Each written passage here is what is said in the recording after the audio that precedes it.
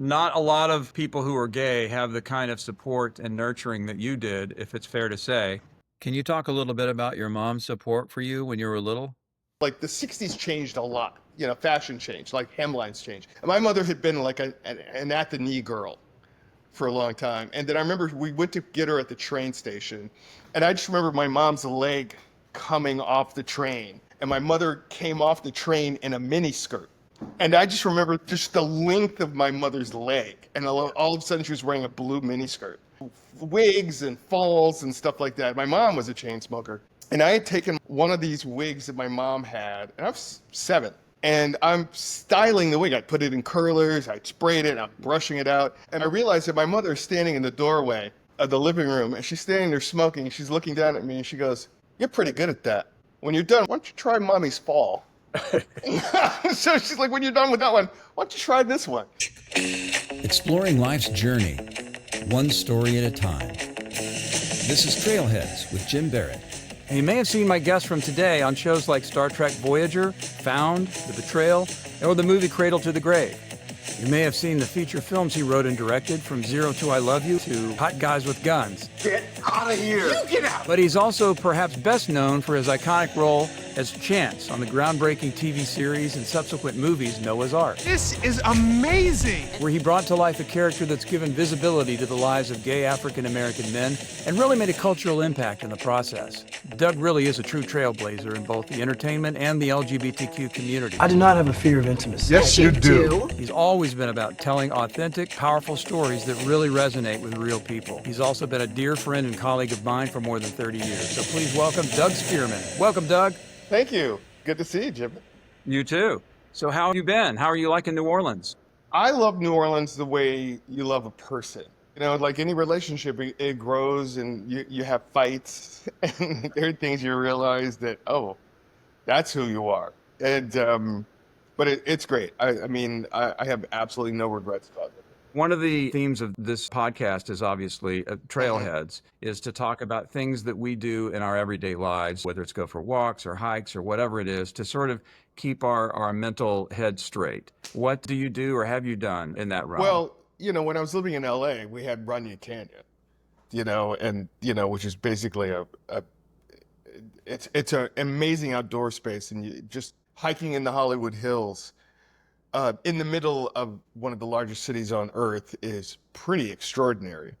But it's also amazing when you see a woman who's clearly a stripper in full makeup and wedgie-heeled hiking shoes and nails and a coordinated velvet jogging suit coming down Runyon Canyon. I've actually seen actors with scripts in hands learning their lines going up and down Runyon Canyon, which was amazing to me. But since I moved to New Orleans, I got here literally a month to the day before lockdown for COVID. And New Orleans is flat. I mean, it is flat. And I happen to live near one of the most beautiful parks in the United States, City Park. And in City Park are some of the oldest trees in the United States. There are 2 oak trees that are 900 years old, about 6 blocks from my house. And I live in a neighborhood called Bayou St. John, and a bayou is a French word from an Indian word, bayak, and it just means creek. Lake Pontchartrain feeds this waterway through my neighborhood. That's a navigable waterway. So I get to walk a lot, and I spend a lot of time. And COVID hit, in the spring. We were going into spring in New Orleans, and it was beautiful. And one thing we could do is go take walks and exercise outside. They wanted us to do that. So I learned to walk in City Park, and City Park is huge. It is bigger than Central Park, and there are all these walking tracks, and then there this magical grove of oak trees, and they spread out like something out of Lord of the Rings, and they're all hung with moss, with Spanish moss, and it's glorious. And one of the things that I've done for myself was I bought a bike. Like, I think I rode a bike one time in Los Angeles in the 30 years that I lived there, and it was the most terrifying thing I've ever done. But here it's really flat. There are bike lanes, and I spend a lot of time. Well, like I walk to the grocery store and back. I walk to restaurants. I will ride my bike to the gym or down to the French Quarter. I mean, I spend a lot of time riding my bike, and I will go for a bike ride at 8 or 9 at night. And I'll ride around the park in the dark. And there is nothing like the freedom for me of being outdoors on a bike. I'm a 70s kid, and I had a 10-speed. And before that, I had a 5-speed with a banana seat on it and it's probably, can you even say sissy bar? Like, Dean, like, I had a sissy bar on the back of my bike. I had a purple Schwinn with a banana seat, by the way. So you get it. I can relate. And, there was something when I was a kid and I'd like get home after school, and I lived in a really hilly neighborhood, and riding bikes with Karen and Reggie Stewart, who lived next door, and we would just go tearing up and down these hills and wipe out on crab apples. Like we had all these crab apple trees, and they would all just drop and they'd start to rot, and you'd hit one of those and you would go, you were done going around a corner. But there was that sense of freedom that I had about being outside and having an unregulated childhood. Like there was we didn't have play dates. We were just gone. You know what I mean? Right. We were just gone. And yeah, at 62, I can get on my bike and I can pedal all over this town, and I have the exact same sense of freedom. And I love that. And there's nothing like, and this is going to sound really weird, but like, when you're on a bike and you're standing and pedaling, to try to get some momentum, that makes me 8 years old all over again. It's funny when I think about unregulated childhood, we were outdoors a lot, and being outdoors is very important to me. And, I forget how much it's important to me because, I've gotten older, and I like my place. I like being at home. I don't need to go out in clubs anymore. But remembering to walk, remembering to get outside. And, we used to do stuff like my elementary school was built into a hill, and they had built a new wing onto it. And Karen and Reggie, who were my closest playmates, they're kids that lived next door. I remember many a Saturday going down to the hill, jumping onto the roof of the new extension. And then Karen, Reggie, and I would just spend hours jumping off the roof of the school into a deep bed of river rocks. They had all these smooth river rocks that they had used to line borders. And that's all we would spend hours just sitting on the roof and then jumping off, going around the hill, getting on the roof again, jumping off the roof. Would you have let Nick jump off a roof by himself at school? Yeah. Did you not, like our parents just didn't know where we were because we were outside. No.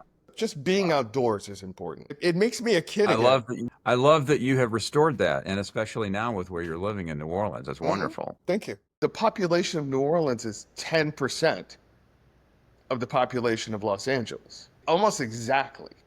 Huh. And so a lot of the things that sort of get in the way of you getting things done in LA, in the sense that there's so many people trying to do the same thing, there's so few people here trying to do the same thing. So it just makes it, and you tend to know everybody. When did you move to Los Angeles? I think we got there about the same time. I moved to LA on my 29th birthday, September 3rd, 1991. But what's crazy is that I'd spent that weekend in New Orleans because my birthday is Labor Day Monday, and I moved on Labor Day. And I woke up in New Orleans and I had been living in Boston, came to New Orleans for the weekend, for the long weekend, and then flew from New Orleans to LA. What was your original reason for going out to LA? Funny story. So I was living in Boston, and I was the senior producer at the CBS affiliate there. And our offices were downtown, and I had to cross this big brick tundra called Government Center. And I stepped off the curb, and it was in January, and I stepped into a what looked like a gray blended margarita. And it went over my ankles. Wow. And I just stood there in it, and I could feel the nor'easter blowing against my skin, and I had 3 layers of clothes on. And I thought, that's it, I'm done.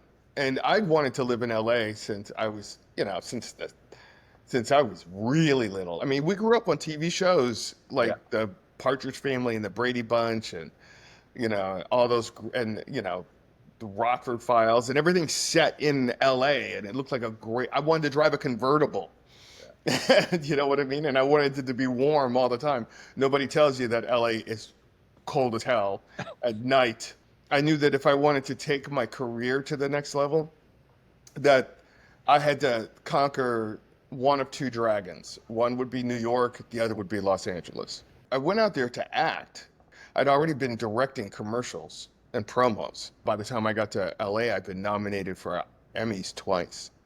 But I just wanted to be an actor, and I thought I'll do the promo thing on the side, which from sharing an office with me for a couple of years. That's what I did. I did a lot of theater, and I was always running between begging for time off to go shoot a TV show or something and getting in a lot of trouble. And but I didn't think of myself as a writer. Believe it or not, I got the idea. I was working for an advertising agency, which was CBS's agency at the time. And I got the idea for a novel. And the novel is actually what turned into, I wrote a 405-page novel. And that's what From Zero to I Love You turned into. Was it Welcome Sinners is what it was originally? It was Welcome Sinners, yeah. It was Welcome Sinners originally. Yeah. I have to say that, Doug and I shared an office at CBS at Television City our first year or two there, which was a ton of fun. I'm surprised we got any work done because we're both major Trekkies. And we were both kind of doing that on the side. We're both doing projects on the side. I was reading your stuff, you were reading my stuff. And I loved that. You made my first year or two in LA a lot of fun. And we've stayed in touch for years, and that's been a blast. Yeah, it has been. I mean, we had an instant friendship, and I really appreciate that. I mean, I love you. But what's crazy is that we must have the worst, the most concentrated form of ADD, because you realize there were three of us in that office, right? And we all had our televisions on. Right. Remember, we all had TVs on our desks, and I don't remember headphones. Do you?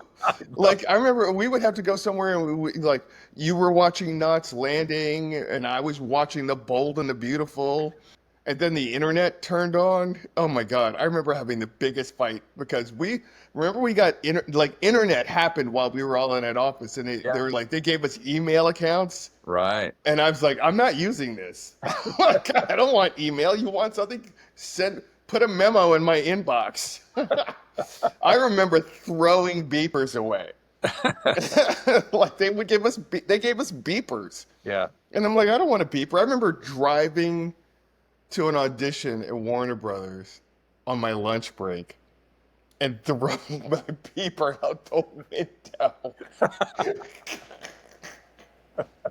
All the people under 40 are like, what are you talking about? What are beepers? What's up, beepers? Yeah, oh my God. I have a question for you. Yes.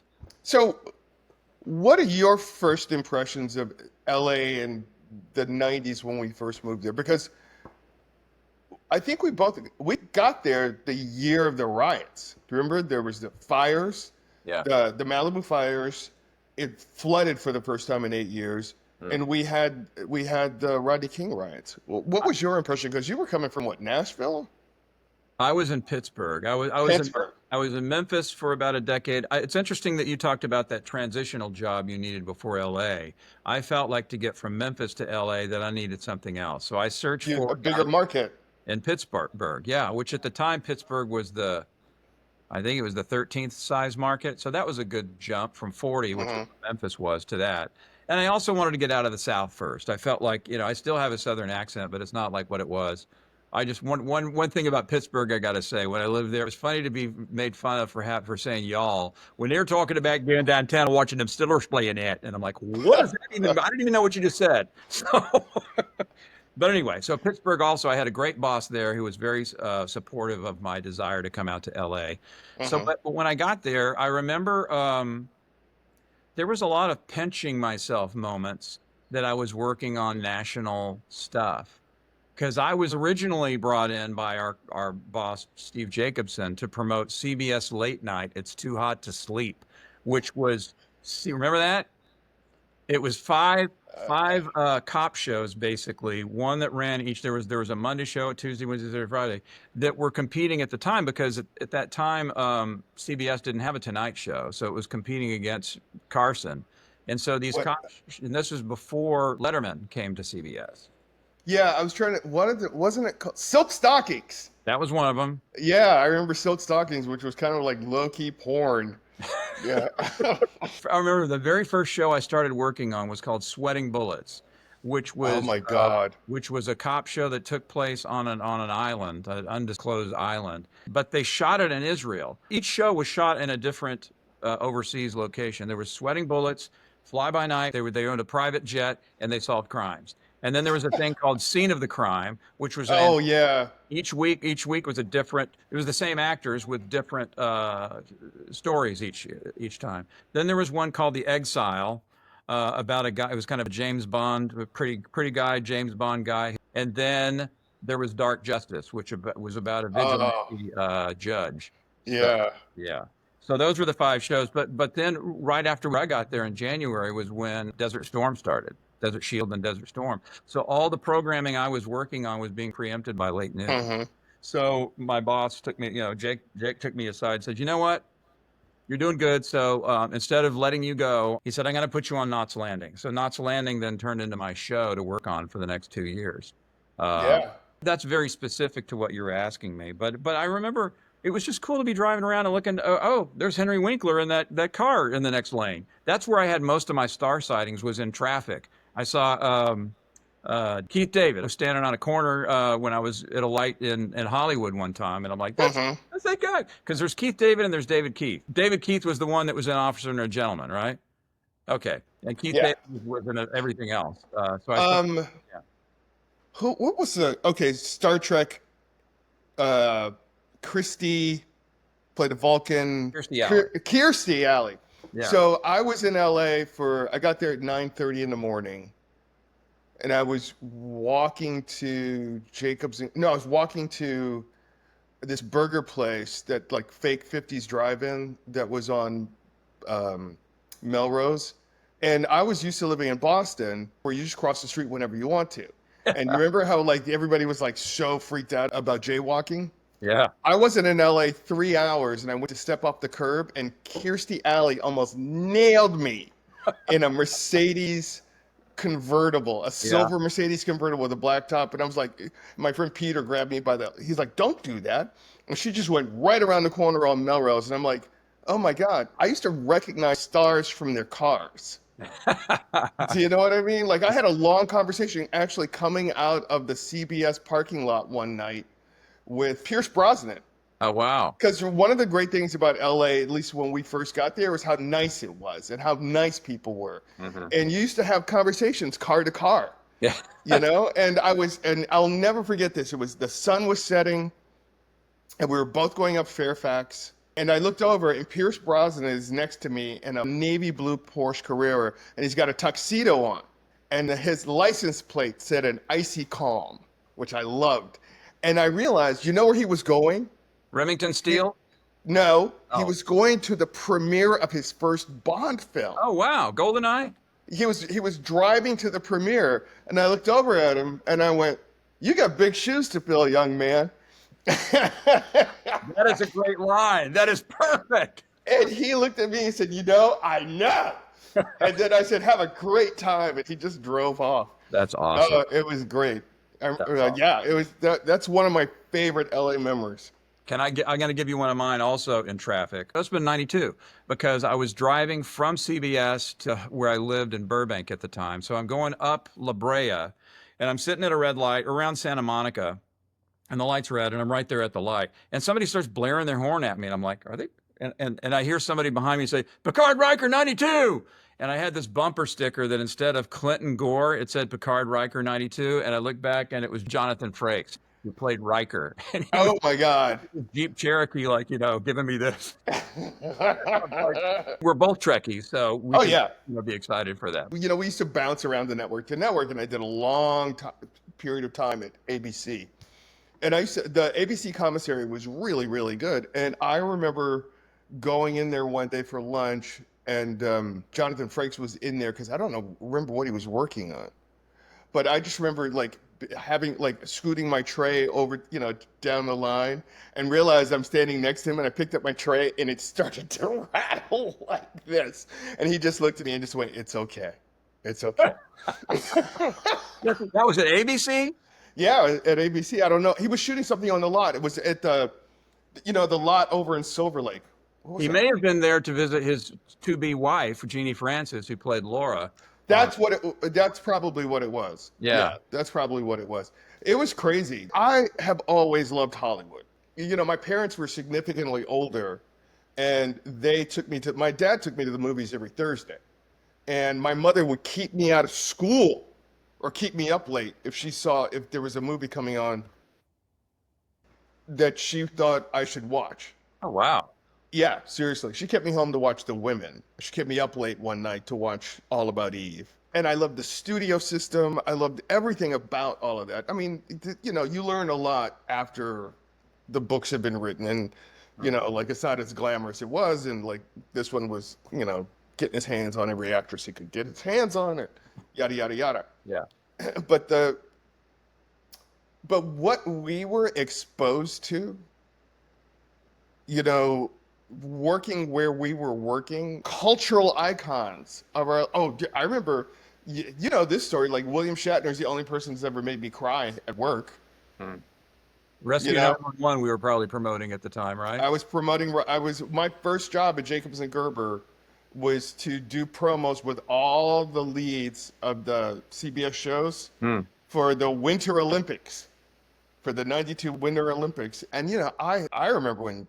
I'm old enough to have watched Star Trek, the original series, when it was on TV. And I had I loved everything about William Shatner. I loved all of his movies. I loved all of his shows. I just thought he was great. And he was so mean to me.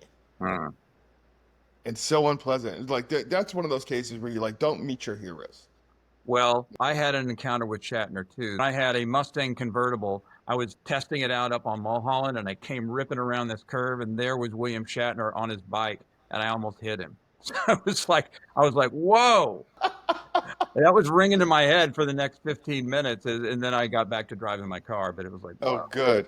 Those are the weird kind of things, though, that happen in LA. And after a while, after you're telling these stories to friends and family who don't live there, I start to feel like they probably don't believe me. They probably just think I'm full of shit. I'm just making this up at this point.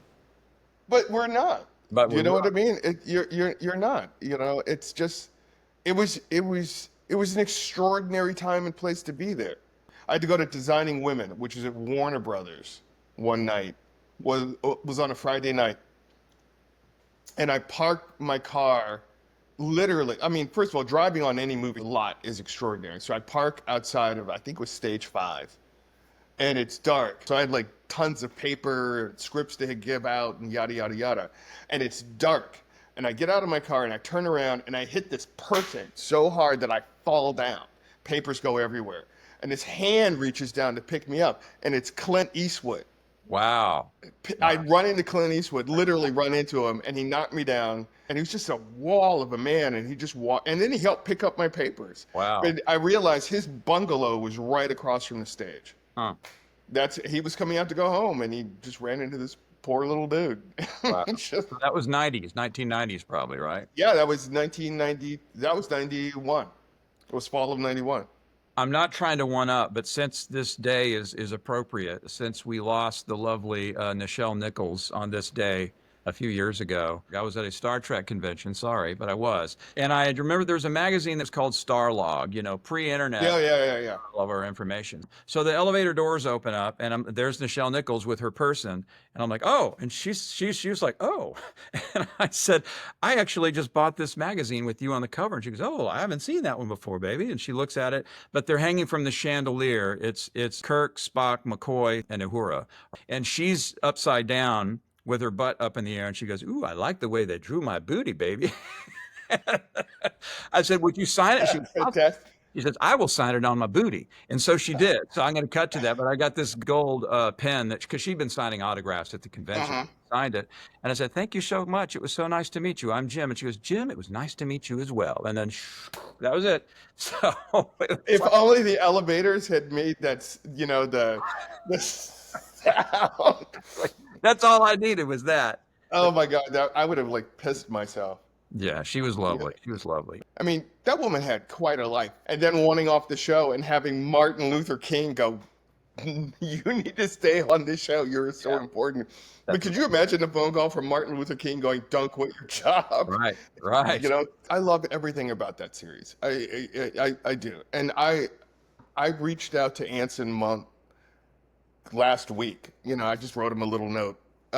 First of all, I love his hair. I don't know what's going on with the architecture, but there's actually, if you go to his Instagram, there's a whole thing. There's a whole thing about how they make it. Like it's fantastic. I did an episode of Voyager. I think I have 3 lines on Voyager. Particle beam rifles. I can even get a ceremonial spear if you're interested. I am not interested. And it was 10 hours of makeup, getting in and out of it. Right. Just being part of that canon. And it's so crazy, finding... Is that you? Yeah, that's me. All right. Yeah, that's me. You played like a sci-fi arms dealer, I think. I played an arms dealer. But it's crazy because there's all these Star Trek websites where they list everybody who was ever in one. But the new stuff is so fantastic. Just the way it looks. I would do anything, and I was so jealous of my friend Wilson Cruz, who was on Discovery. He played one of the 2 doctors on Discovery. Okay. And I was so jealous of him. I was like, I want to be back on a starship. So bad. Now that they've got this, like in the new season, they've got this black cadet. When you see active black people in space, you have no idea what it means to like the kid in me, or how normalizing it for people who don't normally show up. I mean, when you look at shows, and this is kind of a representation pitch right now, because we were talking about Nichelle and having Martin Luther King say, look, you need to be there. You need to be there because you're growing up. Like I didn't see myself in stuff. Right. You know what I mean? Like there was Greg Morris on Mission Impossible, which came out about the same time as Star Trek. Right. 66, I think it was. And, but to see these things and see them like just sort of gain momentum and these representations, and they become normal. And they're like, yeah. And, but you start to look at stuff from hindsight and you're like, wait, why aren't there black people in there? Yeah. And it's always amazing to me when there's any kind of pushback. When Nick Fury became black, people lost their minds. You know what I mean? People don't even, like, you look at the Hunger Games, in the first Hunger Games. In the Hunger Games. Yeah, there's a little girl who dies, but she helps Katniss first. And the character's written as black. But when they actually cast a black actor, a lot of people didn't realize that the actor, that the character was black, and they got pissed. They got pissed. People, I mean, look at the hullabaloo that surrounded The Little Mermaid 2 years ago. Yeah. It's amazing that still happens. I want to see a gay starship captain. I do. Actually, did I ever tell you I started writing a pilot? No. Yeah, I started writing a pilot. It's called, it's the name of the ship. It's called Crown and Shield. And it's about a starship captain. It's a different kind of universe. I mean, there's an emperor, there's a court. I mean, I always loved Dune. Like next to Star Trek, Dune is my jam. Yeah. And it's about a captain has a starship, and there's a new ensign on board, and the ensign is his son, but he doesn't use his father's last name because it's sort of like Dune meets Star Trek meets Battlestar Galactica. I was going to say Battlestar Galactica. And the son's kind of pissed at his father because his dad left his mother for a man. The captain left his mother, and his mother's fine. She married a duke, so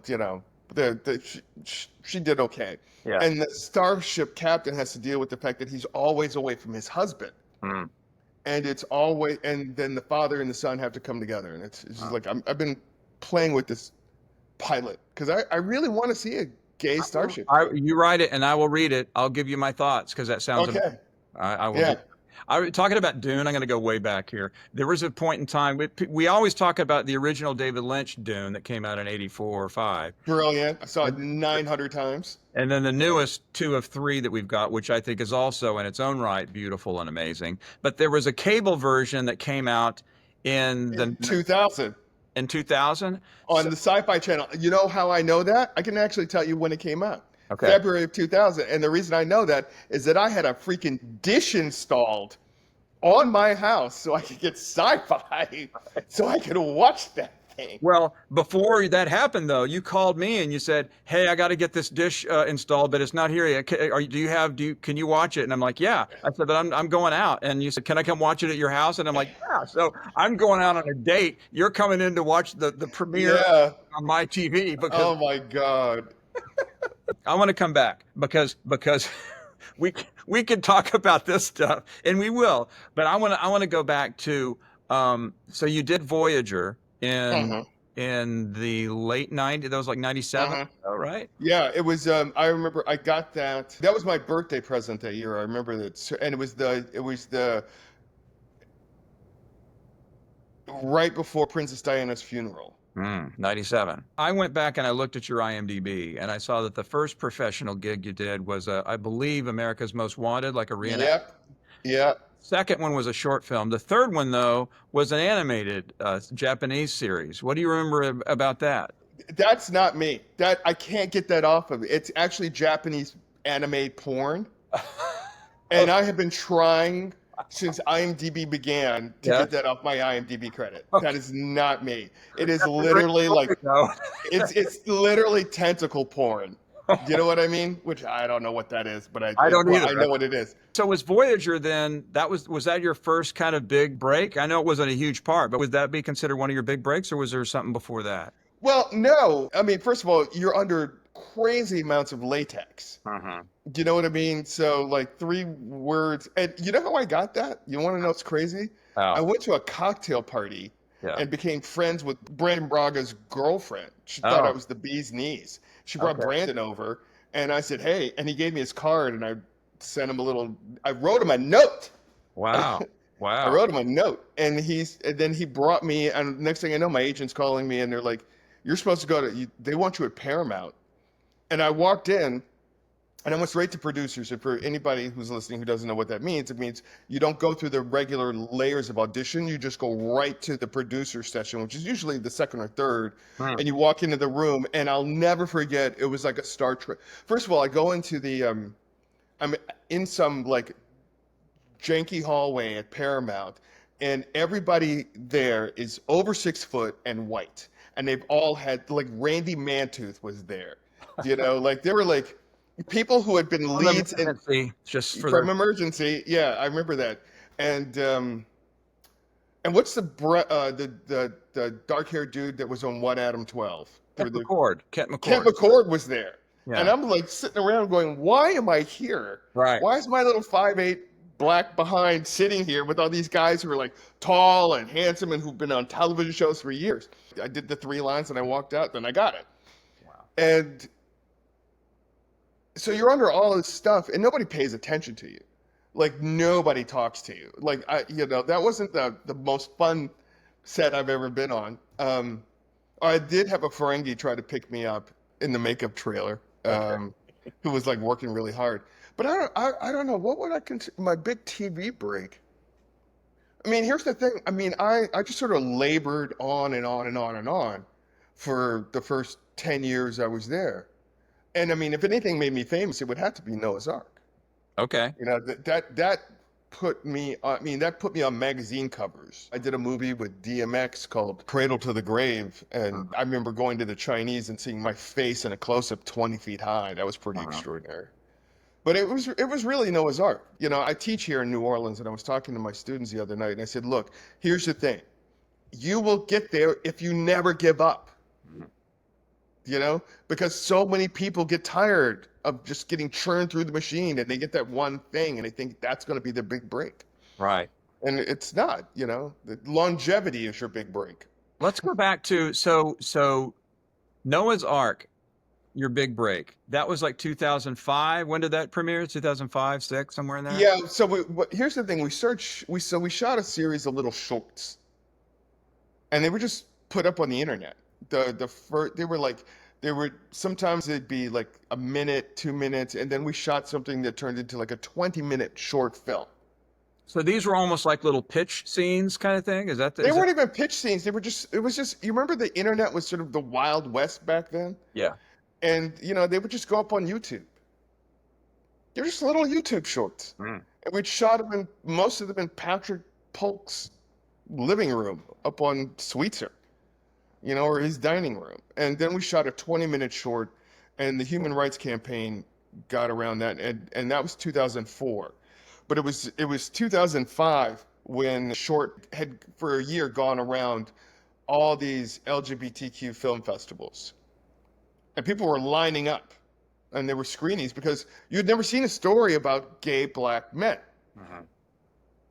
anywhere in a group, you know, living our lives outside of this, indifferent to the greater white world around them. So suddenly this thing blows up because, you know, first of all, Viacom created Logo, which was their LGBTQ plus network.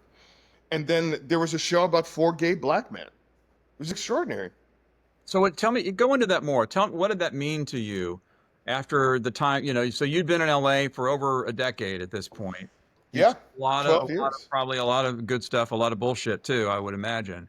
What was it like for this show to finally, and you mentioned that how it built. What was it like to finally be, because I believe you auditioned for a different character than you ended up playing. You didn't audition with Chance, right? No, I did. I auditioned for Ricky, and then he called me back in to audition for Chance's original name was Solomon.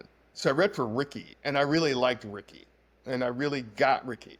But I had a very different take on the show than what it turned out to be. It was a lot more sort of, I mean, I thought of Ricky as just sort of this sex addict, just, but, and that wasn't the way it was. I mean, there's promiscuous and then there was what I did, and trying to take advantage of the light. And I didn't get the part. Mm-hmm. And Patrick called me and told me that I'm not I went with somebody else. And then a couple of months later, I was on my way to New York with the guy that I was dating at the time for a romantic getaway. And Patrick called me and said that he had to replace the guy. The guy's agent had pulled him out, and would I be willing to do it? And I said, I can't. I'm going to New York. I'll be gone all week. And then he called me and he called me and he called me. And then we got to JFK at like 11:30, and I was standing around the baggage carousel at JFK waiting for our suitcases. And I listened to my voicemail, and Patrick read it to me, had called me, and I called him back.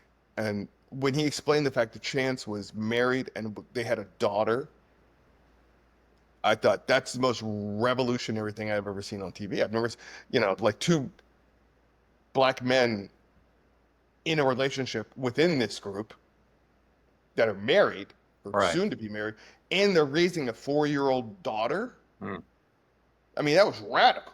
Yeah. And that's why I did it. I did it because. That's amazing. Yeah.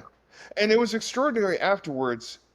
I mean, it's there for two reasons. One, it made my life it made the world super small, in the sense that, like, I remember realizing that I was famous walking through Times Square one night in New York, like after the first season came out, and people were like, "Oh my God, that's him." You know what I mean? And like, when you walk across the street in New York and people know who you are, that was pretty cool. But also, like, it stopped me from sort of going out in LA, because suddenly, You know, like there was a lot of attention in gay bars, you know, and my friends were like, we're not going out with you anymore because we can't talk to you.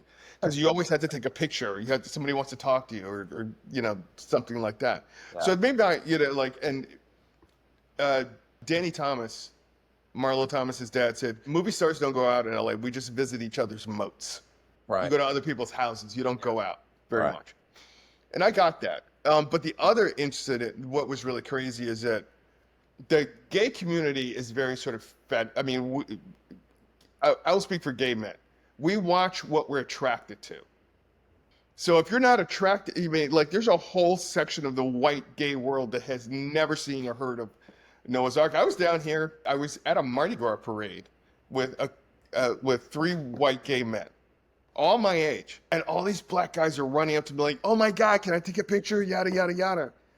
Like, I loved you. I love your work. I'm such a huge fan. Yada yada yada. And this friend of mine, Rich, down here, just turns to me and goes, "Who are you?" He's like, "Who are you?" Right. And I was just like, "Well, I was on a TV show." Mm-hmm. Do you know what I mean? It's sort of like, so like to black gay men, you know, to a lot of black gay men of a certain age or, you know, generationally, you know, me and the cast, we have sort of icon status because we were trailblazers for them. We were the representation. Jim, imagine you had never seen a white man on TV before. Okay. Can you even wrap your head around that? No, I can't. Yeah. Yeah. Well, so then the show came back in the form of this movie that's out right now, right? That would So we did 2 seasons. right. And then we did a movie that came out in 2008. And then we did something in the summer of 2020. We did a Zoom thing. Oh, that right. got us back together. Yeah. Now, And was Logo still in existence at that time, or I think Logo still is in existence. is it? Okay, I'm an idiot. All right. No, that's all right. You're just not gay. Let's go back to the start of Welcome Sinners. So Welcome Sinners literally started, I was at work at Jacobs and Gerber at the advertising agency, which was the first job I had in LA. And I didn't have anything to do. And the first line of the novel came into my head. "I love you." He panicked when he heard it. And I had this whole, so I'd moved to LA to get away from a guy who was married. I was in this sort of on again, off again relationship with a married guy. And he wasn't the first. And I mean, there had been a lot of married men in my life since I was in college. You know, actually high school. Like I remember, like there were 2 teachers that had crushes on me. There was a girl that I went to high school. Her father was obsessed with me. And I couldn't figure out why this was happening. So I decided so I had this novel in my head that I wanted to explore from the married guy's side to see why he did it. So the novel is about Jack and Peter, but but I started from Jack's understanding. But I really wanted to understand what I came to understand a lot about myself. So I wrote this novel. And then a couple of years later, I got hired to write a screenplay. And it was a disastrous experience. And I was at ABC, it was 1998, and I thought, you know what, I'm going to try writing a screenplay. Because remember when we were, part of our job, you had to read the scripts for every show that you worked on. Yeah. So you and I had the benefit of reading some of the best and worst scripts produced in the 90s and the early 2000s. Yeah. You know what I mean? So I'd read scripts, and being an actor, I'd read theater scripts and screenplays and yada yada. I'd worked for Jan de Bont when I first moved to LA as a side gig, as a reader for him and doing coverage. And I thought, instead of trying to write something cold, I'm just going to adapt the novel. And to take a 504-page novel and then turn it into a 110-page screenplay, you're like, this goes. I don't need this character. How do you make it coherent? And I worked on that for about a year. And I got a really good screenplay out of it. I took part of the screenplay, I turned it into a 1-act play, and it ran for 2 years in Beverly Hills. My first write-up in Variety and it was a positive review. It was called it was called Getting Better All the Time. And it was a scene that was in the original screenplay that didn't make it into the subsequent screenplay. It's funny because the two actors that played Jack and Pete in the one act ended up in the movie. One plays a therapist and the other one plays Eric. Jay Hughley plays Eric. When I first wrote Welcome Sinners, digital didn't exist. So we were going to shoot it on film. And it was going to cost a lot of money. And I remember, I mean, Hollywood back then, it was a much different time. You know, I remember calling people's agents because I wanted I'd gotten to Dennis Quaid's agent. I mean, like I got the agents on the phone. Yeah. And William Morris and CAA. I remember standing outside of Gold's on the payphone with Dennis Quaid's agent. Do you know what I mean? Because I'd gotten a beeper that he had called me, and I called him back. Yeah. And it was crazy. And then I went to a bond company, and I pitched them, and they gave me $1 million bond for it. Wow. And it was going to cost, I was trying to make it for $2 million. I had the money. I didn't have the money. I had the money. I didn't have the money. Yeah. And then I just put it down for a while. And then after Hot Guys with Guns, after Noah's Ark gave me the cred and the platform to make Hot Guys with Guns. Because suddenly people knew me and they sort of like, okay, what have you got? What do you want to do next? I'm like, I want to direct this thing.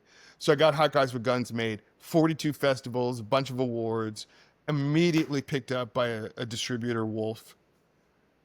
And I remember renting Hot Guys. I have my own copies, but I remember renting Hot Guys with Guns on Netflix. And I got a DVD. Cool. I remember I got the DVD in the mail. Right. Remember when you used to get Netflix DVDs? Making a movie, and you know this, is like throwing yourself on a grenade every day when you're the director. All you do is put out 980 fires. And, it would cost me, I remember waking up in the morning knowing that, because I had, when I had run out of movie, I mean, like I really lost the trust of the crew, and the people. And so I had to pay everybody every day in cash. Wow. To finish Hot Guys with Guns. And every day I opened my eyes, I woke up and I went, today's costing me $5,000. That's every day. Yeah, every day cost me $5,000 for a month to finish that movie for 28 days. Wow. I'm like, oh, okay. Little envelopes, here's cash, here's cash, here's cash, here's cash.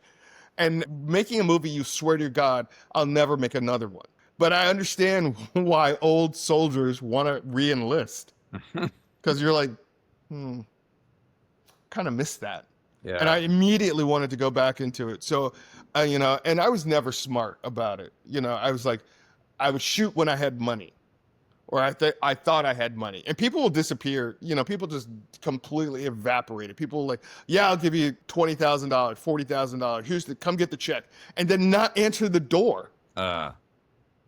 There's a doctor in LA that I remember going to his house. I'm not going to say his name, but I remember going to the door to pick up a $25,000 check and he wouldn't open the door.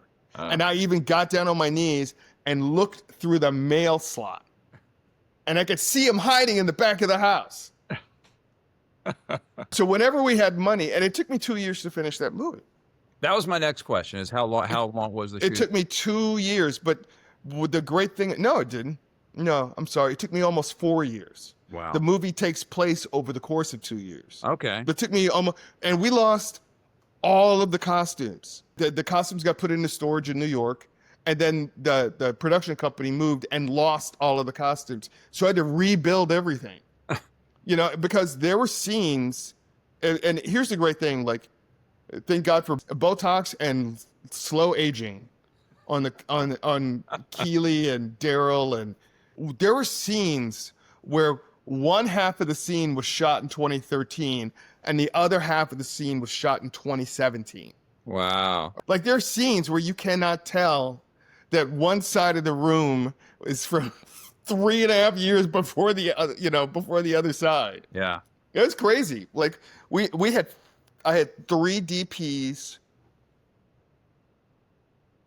I don't know how many producers, and 4 different cameras.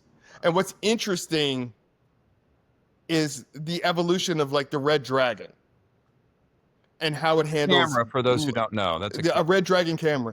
And like, because we tried to stay within the Red Dragons, right?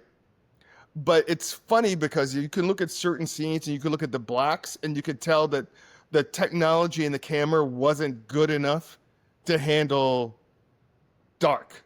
right. So it's like, it's grainy. Mm-hmm. And then when we were editing, there was the technology wasn't there the way it is now to sort of seamlessly do it. You could see where like we would have red dragons that didn't. It's funny. I was watching a movie last night, and I could tell it was shot on a red dragon because when you put makeup on men's skin, it goes green.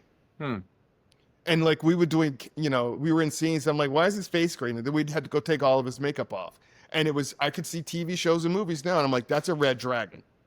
That's that camera interacting with makeup on a man's face. How, bigger picture, how did you feel about the end result of all of that hard work of across all of those years and writing it as a book and then expanding it into a film? How did you feel with the end result, and how was it received? So we had our first screening in Philadelphia, because the LGBTQ festival in Philadelphia had been a huge supporter for the film, and because the film was shot and set in Philadelphia, we decided to open it there. But I only got to see like the first 10 minutes of the movie because I had to get on a plane to London. Wow. Like I literally left the screen and got on a red-eye flight to London because the film premiered at the British Film Institute. Its European premiere was the next night at BFI in London. And this is where like the BFI in London, it's a world-class festival. Yeah. I mean, Lawrence of Arabia premiered there. Do you know what I mean? Like it was the same theater that Lawrence of Arabia had played in. I mean, that's incredible. Huge screen. Yeah. Huge screen. And I remember going, oh my God, how is this going to play in front of a British audience?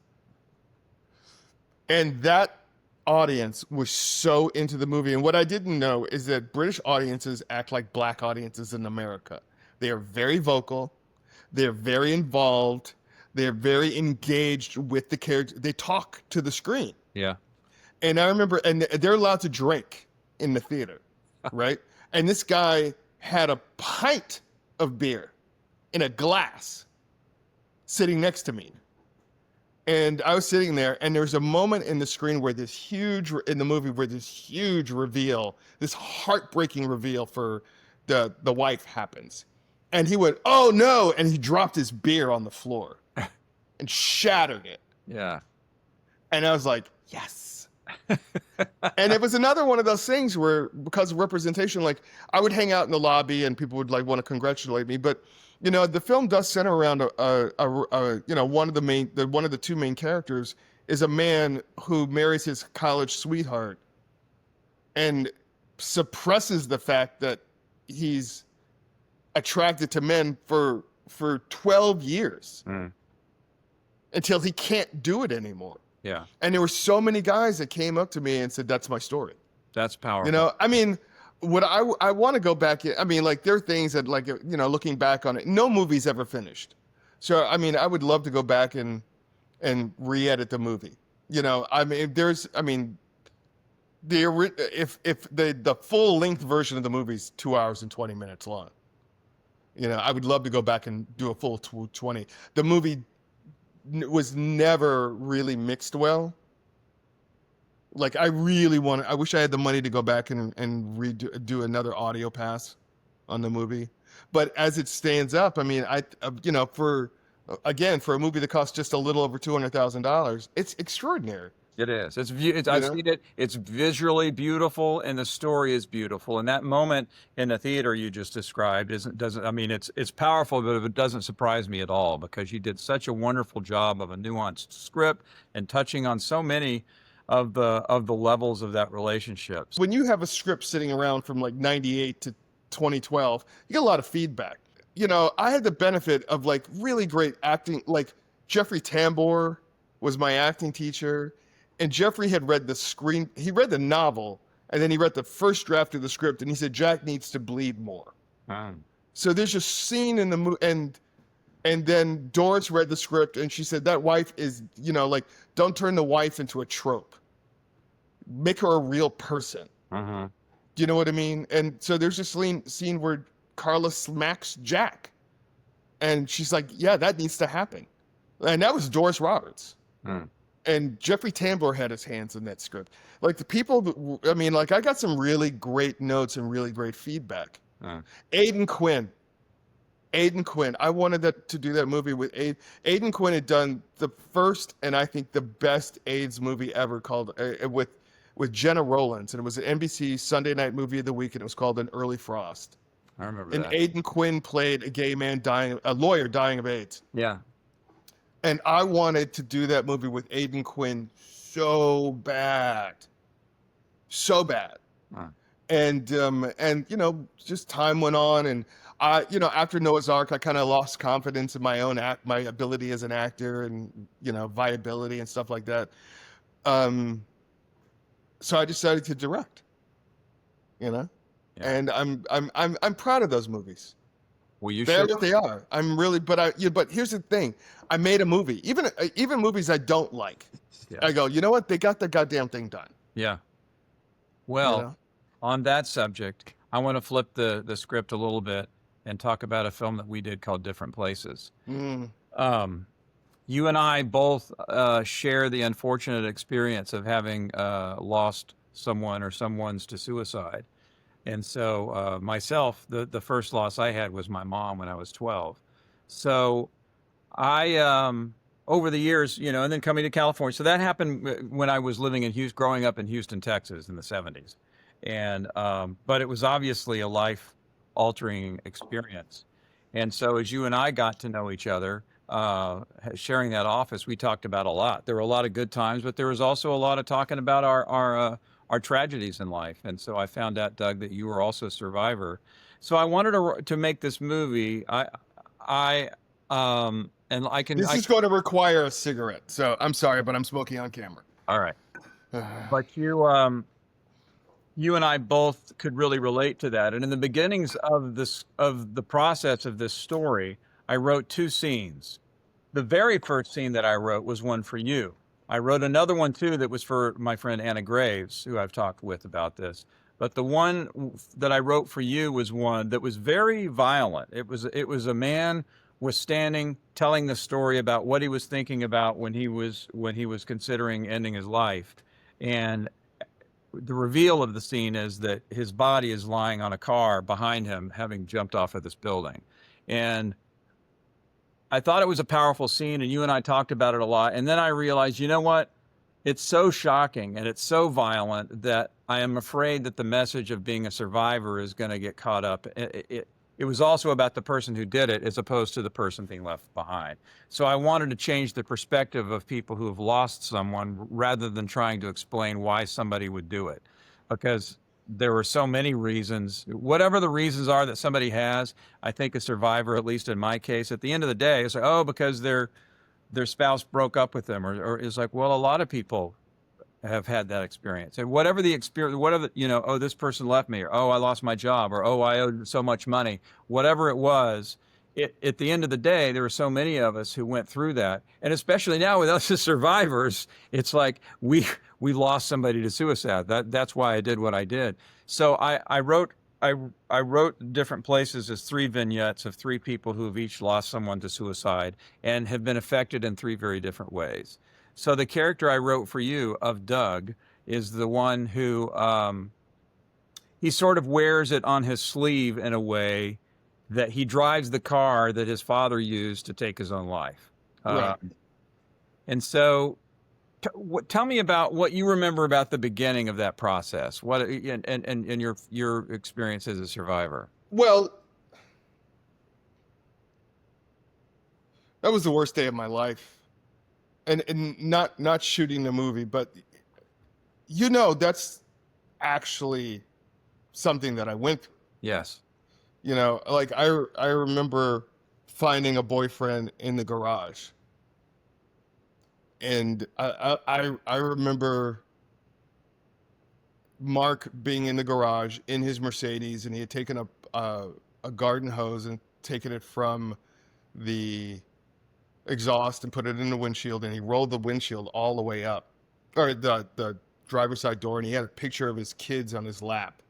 And I remember the Chopin that was playing in the car, and he was listening to the classical station in LA.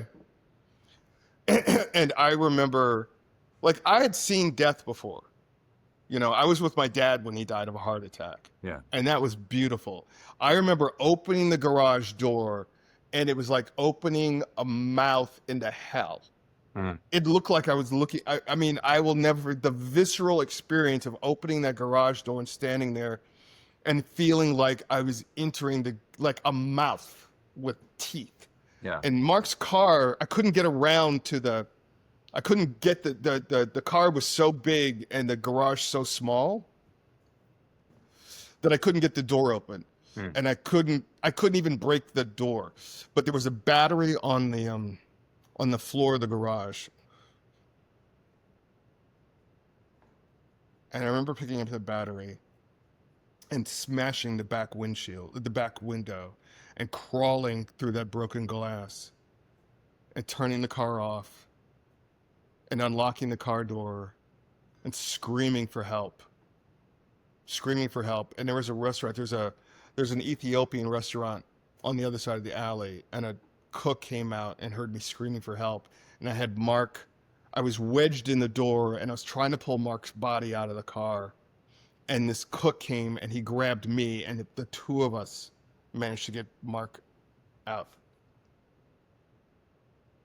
And I remember I had to go to work the next day.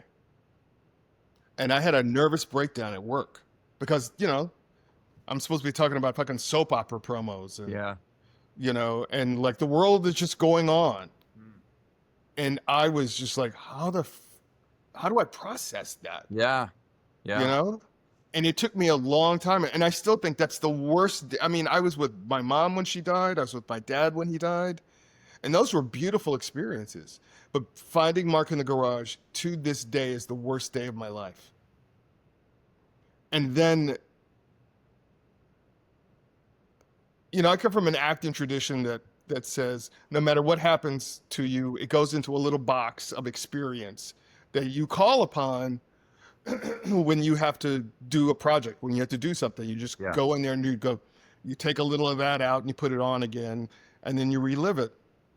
And I will say, I will give you the credit for this as both a writer and a director. Your sensitivity to what I had been through and what we had to do was so great that you allowed me to go through what I had to go through and gave me the time to deal with it.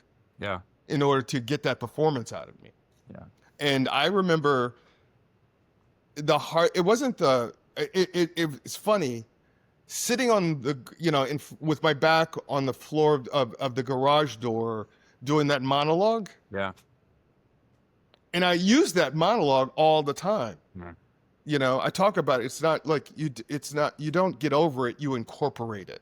Everybody expects you to just get over it, to just put it behind me. And what the fuck does that mean? It doesn't work that way. In this garage, my father killed all our good memories. He wiped away all our lives when he decided to end his. In this place, he went from being Jimmy Chalmers, the father, Jimmy Chalmers, the husband, Jimmy Chalmers, the head of sales, the softball player, the Lakers fan. And he became Jimmy Chalmers, the guy that killed himself. It's like everything is gone. It's wiped away. The only thing that's left is a suicide. I mean, you cannot talk about him. You cannot remind anybody of the man he was before that day. Get over it. No, you have to incorporate it. The monologue you're talking about is the one where a lot of survivors go through this. I'll talk a little bit, and I want to hear your thoughts too, but of the idea that in the moment that we lose the loved one, friend, colleague to suicide, they suddenly go from being, you know, Bob or Susie or whoever it was to being the person who committed suicide. They go from being that complete three-dimensional person to being, oh, they're the person that committed suicide. in everybody else's mind. A select few people may be able to still incorporate that person. But yeah, tell me more about that, how that felt. Well, Say those well, words. standing in the garage and shooting the scene with the smoke, and watching, leaning on the Cadillac, looking at the actor playing my dad. It was so different from the experience with Mark.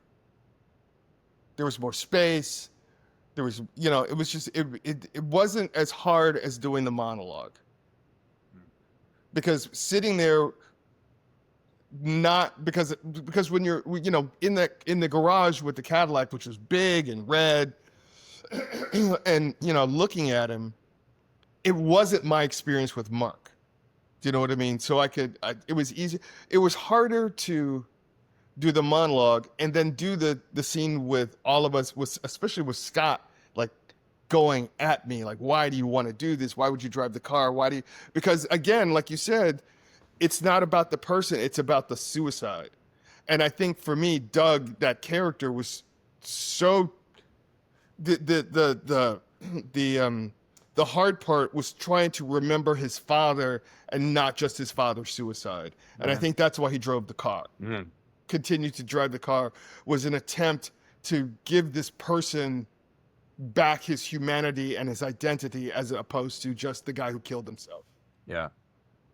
Well, you did a beautiful job, because as we're talking about it again, it occurs to me, your character is the only one in the 3 vignettes that has as much dimension to the character. We see you discovering the body. We see you out in the world now, years later, interacting with a group of guys.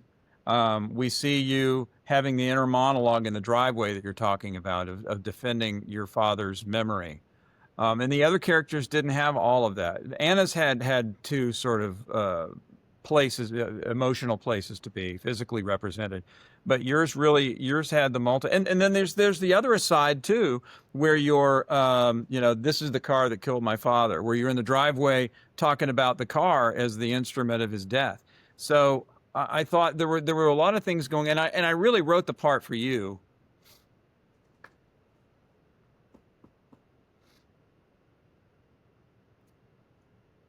And I'm just so Nobody could have done it the way that you did, my friend, and I'm so glad that you had not only the unfortunate experiences that we both have, but that you were able to draw on them as an actor so well, to represent them and be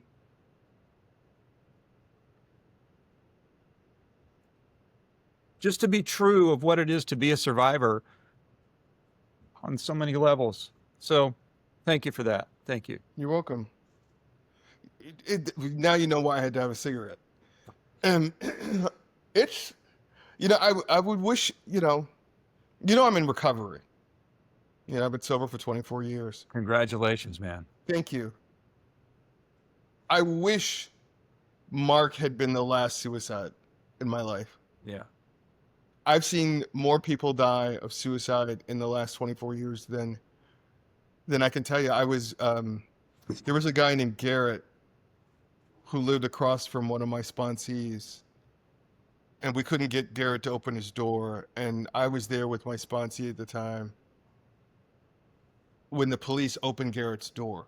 And I remember walking into that apartment after the 2 cops, and Garrett was on his bed, and he was barefoot, and he was laying there like this, with his fingers crossed and his feet crossed at the ankle. And it's funny, I remember music, and he had his iPod on his chest, in his hands, they were in his hands like this. And Garrett had taken a whole lot of sleeping pills, put in his music, put a garbage bag around his head, and then gaffer taped the garbage bag. Like, when you see stuff like that, when you remember having a conversation with somebody, and then this is the next time you see them, like, you just sort of inhale, Yeah. that stuff. It's like it permanently changes you. I love that expression that suicide is a permanent solution to a temporary problem. You know, but the damage that it does to the people that are left behind is extraordinary. It just, life is hard enough and there's enough stress, and we all face shattering things every day. When I took different places to, it was in an ancillary festival, the Slamdance that year. But there was another movie, a Philip Seymour Hoffman movie out that year called Love Liza. Did you ever see it? Mm-mm. He plays a survivor. His late wife has committed suicide in the garage, and his method of trying to his torture is that he's inhaling gasoline fumes now. His character is. Well, Philip Seymour Hoffman's brother wrote the screenplay, and he says that. And in the Q&A they had after the watching of the movie, I stood up and because they said, are there any questions? And people asked, different questions, because you never see the suicide note. You never really learn a lot about the deceased wife. It's all about the surviving husband. And I said, I thought it was really interesting that you guys chose to stick with the survivor, that you didn't get into, well, why did she do it? What was going on? Or flashbacks of their relationship, that you focused on the survivor. And as I was saying this, it was kind of cool. Philip Seymour Hoffman was standing up on the stage, hands in pockets, going like this, nodding his head. And I said, I just thought it was a great choice to do that and to stay that focused as a filmmaker and storyteller, to focus on the survivor and not get all into the why did she do it and what was going through her mind and all of that stuff, that it becomes, and those are great questions, and we all do ask them as survivors. But I appreciated that their film did that, and that was the goal of different places too, was to focus on the survivor, and I think that we all did a good job of that. So what was the feedback you got from the film? Like, how does it resonate with, even now for you? It's powerful. And for people who've seen it. It's powerful. I just, you were at the screening, right, that we had, where we had a great screening at the LA Film School, which is across the street from the Cinerama Dome. And it's a full-size movie theater. It's a school, but the theater itself has 250, 300 people in it. So it's stadium seating, which was a big deal 20 years ago.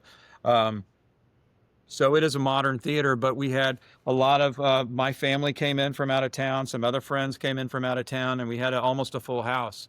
And we had a Q&A afterwards. And so that was kind of a microcosm of the response that I've had over the years, is that people really say, I've shared it with other people who said, I saw your film and I lost my father to suicide when I was a kid, and we always lied about it. We said he had a heart attack. He shot himself with a shotgun in the garage. And Jesus. I said, who have you been able to talk about this? And he said, nobody. This is a guy in his 40s at the time whose dad killed himself when he was a teenager, and he had never talked to anybody about it. One of the things that I don't know why it never occurred to me to ask you this before, and we've never talked about it, but how did what was your dad's, because we always talk about you and how it affected you and your brothers, but we've never talked about like the effect of your mom's suicide on your father, and what he talked about and his reaction to the film. Yeah. I'm really curious. I was very pleasantly surprised, because my dad obviously carried a lot of guilt. My parents were separated at the time of her suicide. They were on the road to divorce. And so he carried a lot of guilt about that. He wasn't as emotionally savvy as you or I or other people are. He's from that generation where they didn't talk in detail about their emotions. So I was really proud of him that he got on that freaking plane with his second wife, my stepmom, who adopted us, got on a plane and flew to Los Angeles, a city he wasn't crazy about to begin with, and sat in an audience with 300 freaking people in it, listened to and watched the movie. It wasn't just about watching the DVD. He got on a plane and came and watched it in an audience full, a theater full of people, and listened to all of those thoughts. And he really, his response was good. As good as I could expect. He didn't go into a long soliloquy of his feelings about it, but he said, I thought you handled it really well. And he talked about some things, particularly he identified with your character, because his his mourning turned into anger, and a lot of people, I think, have that at a certain point. Doug, the character, he comes to a poker game with several guys who he already knows, and then a new guy, and the new guy is constantly punching your character's buttons. So where'd you get the Cadillac? And where's your dad? And all these questions that are just like needling your character, and it's a gradual, slow build until finally, your character explodes with, why do I drive the car? Because my dad loved the car, and I love the car, and it makes me think of it. And, it wasn't quite that on the nose, but the way that the slow burn, and I think my dad really related to that because he held it in. He didn't ever really talk about it. And so I think your sequence in particular really spoke to him. Did he find your mom? I came home from school in the probably hour and a half after it had happened.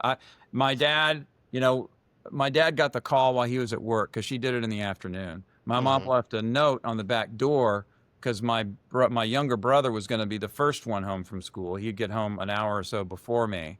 She left a note saying, "Oh, I'm out running errands, Mark. Go to the neighbors."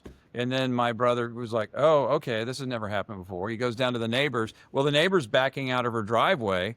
And he says, "Oh, I'm supposed to come see you." And she's like, "What? Your mom didn't tell me that. Let's go back down there and see what's going on." So the neighbor walked my brother back down there. She heard the car running in the garage. The neighbor did, and realized, oh my, because the door was locked. She had used carbon monoxide like your friend, and locked herself in the garage. So thank God, my 8-year-old at the time brother didn't discover her because he would have been the one. He was the first one to be there after her death. So the neighbor did all the coordinating and stopped some guy some random guy just stopped, and they got him. She and another neighbor got him to stop and bust out the windows in the garage, wrapped a shirt around his fist, busted out the windows, and found her.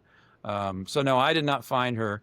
But in the phone calls that happened in the hour and a half after that of my dad at work, he comes home, the police were called. I came upon the crime scene. So I'm coming home on this beautiful Houston afternoon. It's a blue sky and there's bright green grass and it was a beautiful day and my mom was dead.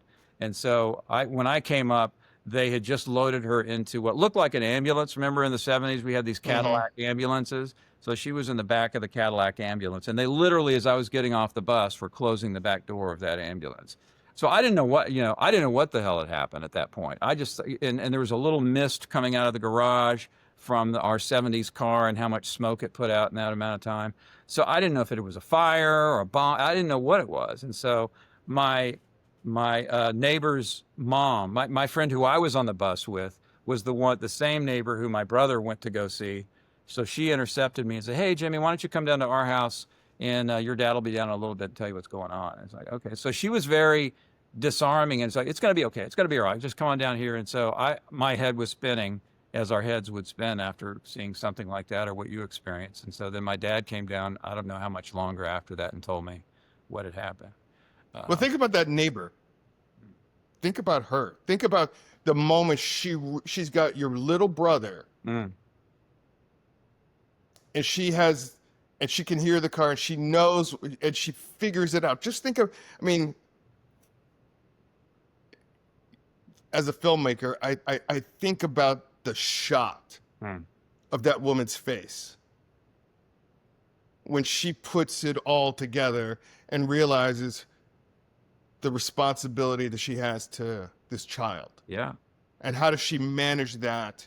And she has a relationship with your mom. And do you know what I mean? Are you okay? Yeah. Okay. You're absolutely right. You're the first person to ever really articulate this too. You think about, because that's a pivotal moment in the story. She's that character, if you want to step away from it, but you think about what goes on in that woman's face. Like, what is that moment? That's a real hero's journey moment for her, and she's never going to be the same. Yeah.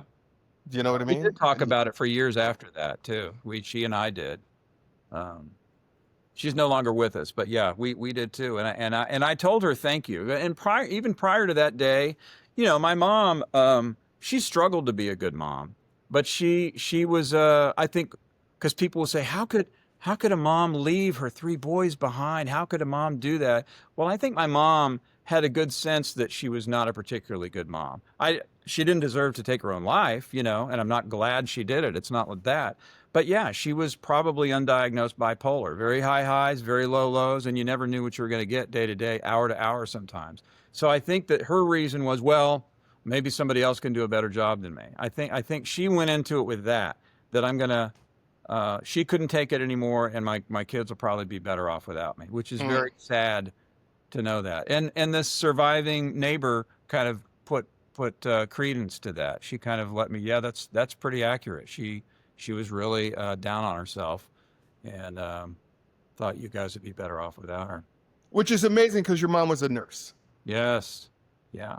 Yes. And all she did was take care of people. Right. So, yeah.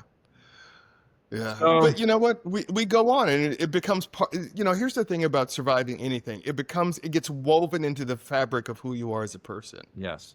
Do you know what I mean? And and in some ways, it can make you more resilient.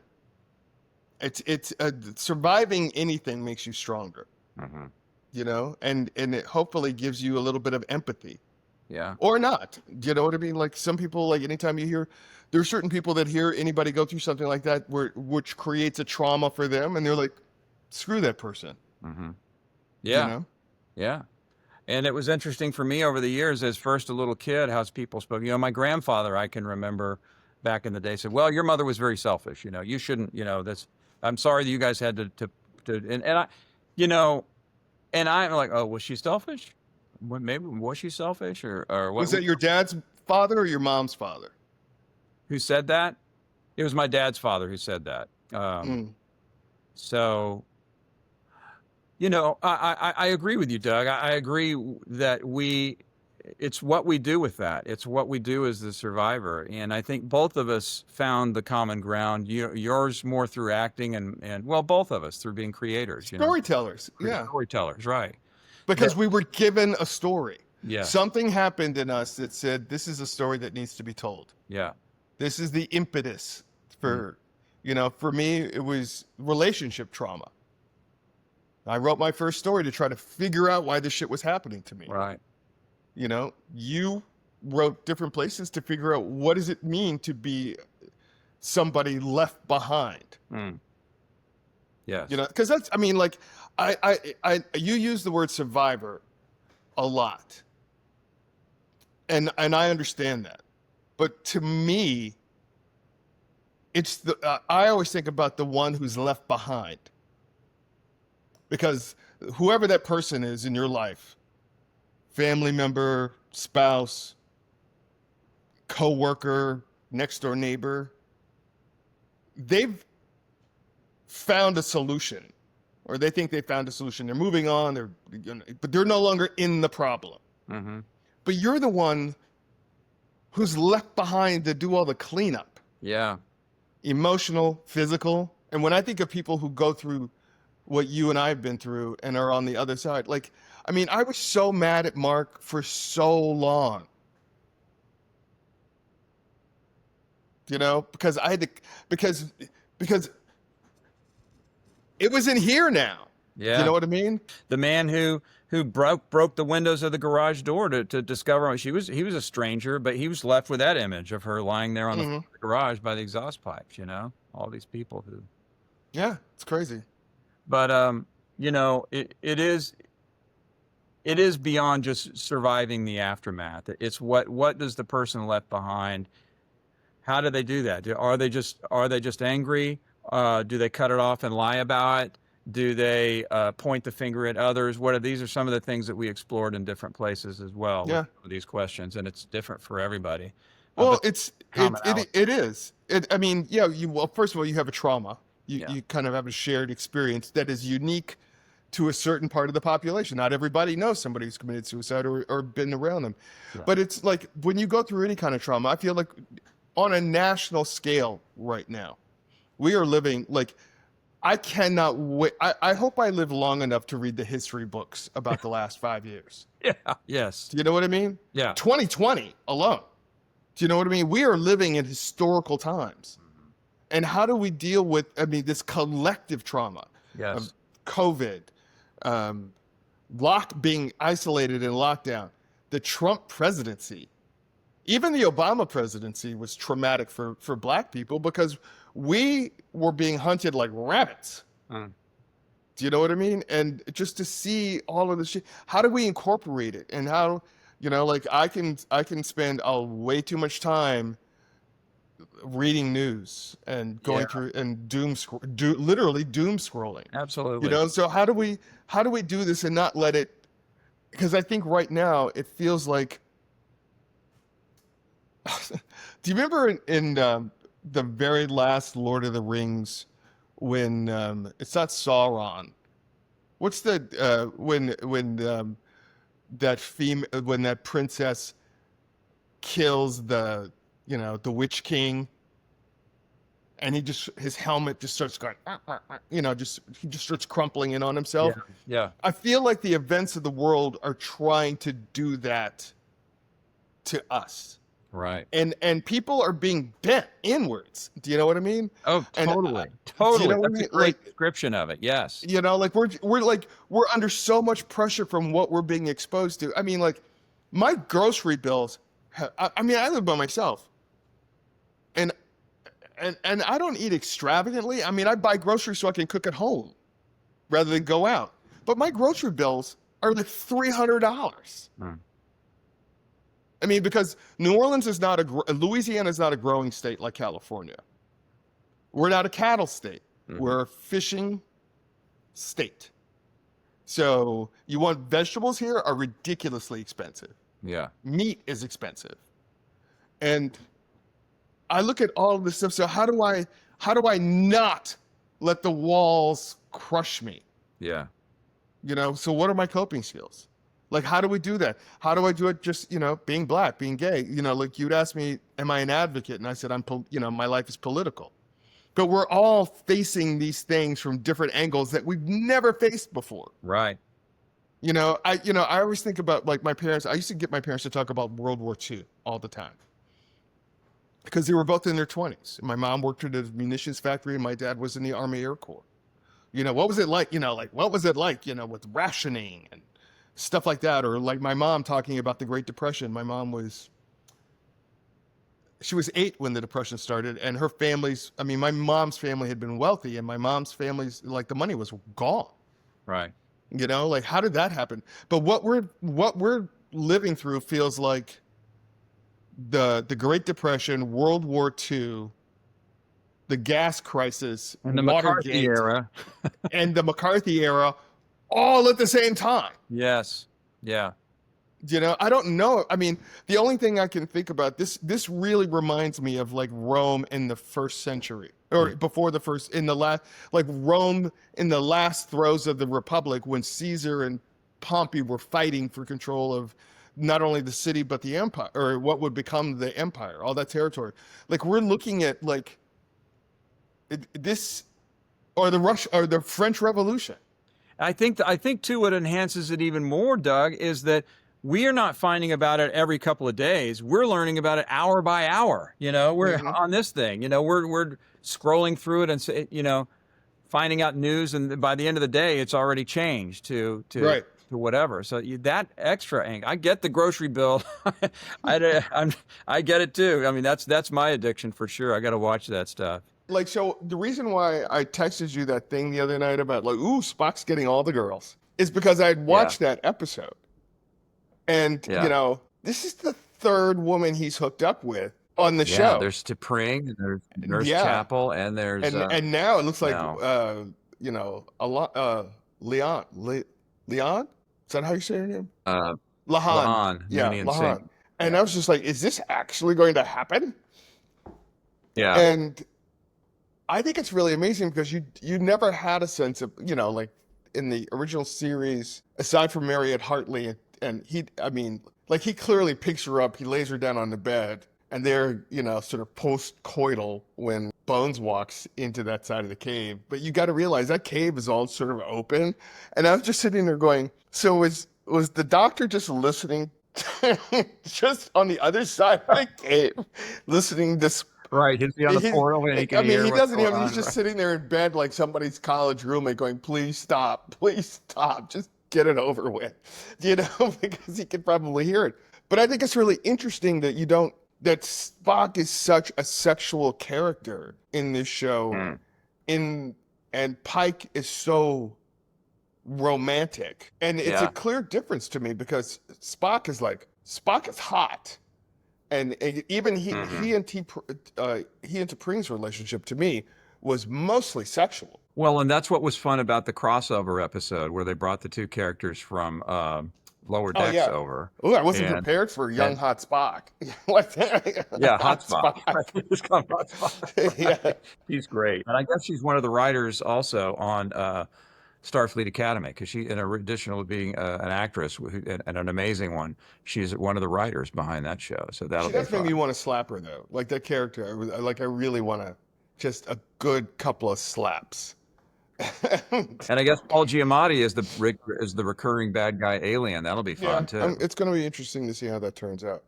What did you think of Kirk's Shatner interpretation? I thought it was funny. The episode, I have to say, because again, I love the crossover with Lower Decks. I love the musical, so I don't mind them breaking the mold and trying new things. And I thought there was, and we were excited about it when we saw the trailer for it. I thought it was a little too obvious, tongue in cheek.